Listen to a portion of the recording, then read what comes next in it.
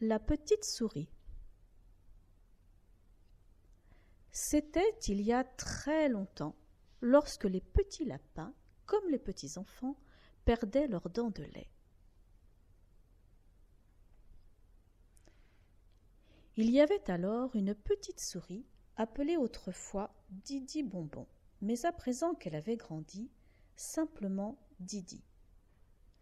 Son métier était de venir chercher les dents que les petits lapins perdaient pour les remplacer par de petits cadeaux qu'elle fabriquait elle-même. C'était un formidable métier pour une souris. Une fois qu'elle avait fait sa petite récolte de dents, tantôt chez les uns, tantôt chez les autres, elle s'en retournait chez elle, portant à l'épaule son précieux petit sac jaune rempli d'ivoire.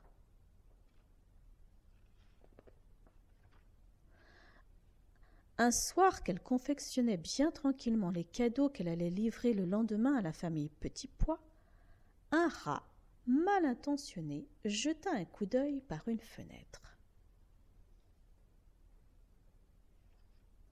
Il fit le tour de la maison, attendit que Didi s'endorme et s'empara du sac de dents de la petite souris. Que pouvait-il bien faire d'un sac de dents de lapin ?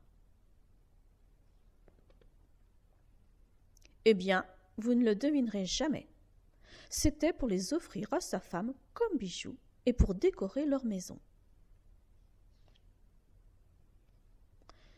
Didi, qui s'était réveillé et avait suivi le rat, vint simplement reprendre son petit sac jaune et, laissant les deux rats ronfler comme des cochons dans leur lit au drap sale, elle retourna chez elle sans faire plus d'histoire.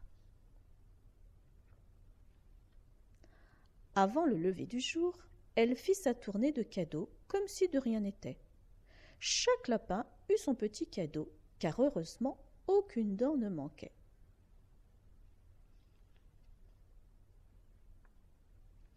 De retour chez elle, qui vit-elle près de la maison ? Le vilain rat, prêt à lui voler à nouveau quelque chose. « Hé, monsieur le rat, qu'est-ce que tu fais là ?» demanda-t-elle. Le rat, un peu gêné, lui raconta ce qu'elle savait déjà.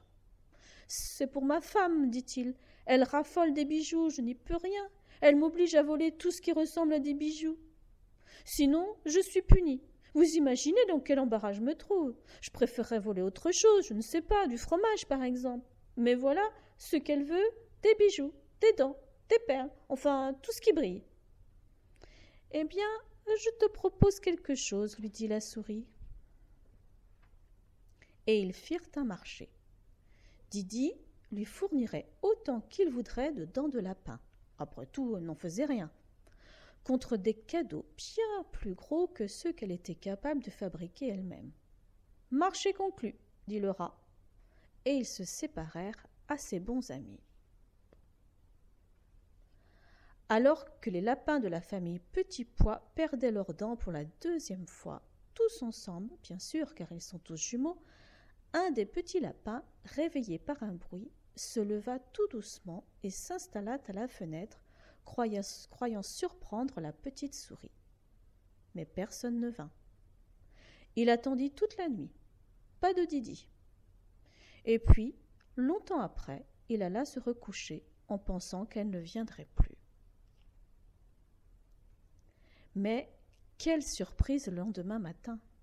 Une énorme caisse les attendait remplie de cadeaux. Il y avait des tricycles, des chevaux à bascule, des vélos, une quantité de jouets plus grands et plus extraordinaires les uns que les autres. Quelques jours plus tard, les lapins se dirent « Et si nous allions chez le dentiste nous faire arracher toutes nos dents, nous aurions encore plus de cadeaux ?» Les voilà tous partis, accompagnés de leur maman, qui se dit que peut-être, pour une fois, ses enfants avaient une bonne idée.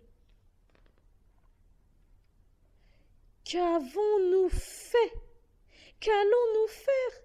s'écria tout d'un coup la maman lapin sur le chemin du retour. « Je n'ai pas réfléchi, vous n'avez plus de dents pour manger. » Ils rentrèrent donc chez eux et attendirent de longues semaines avant que leurs dents repoussent. Que mangèrent-ils pendant ce temps ?